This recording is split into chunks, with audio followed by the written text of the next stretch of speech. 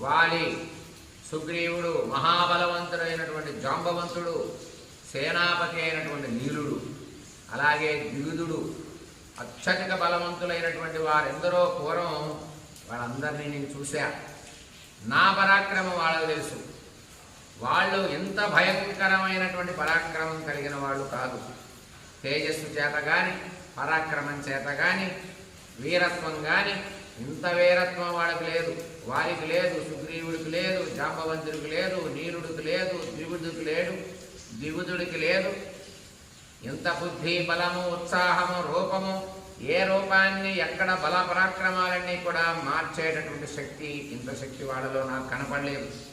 ఇది వానరుడు కాదు అని రావణుడు ఒక ఆలోచనలోకి వచ్చాడు ఈ హనుమంతుడి పట్ల. దృష్టాహి హరయ, నేను చూశానయా గతంలో, వాడు నాకు తెలుసు,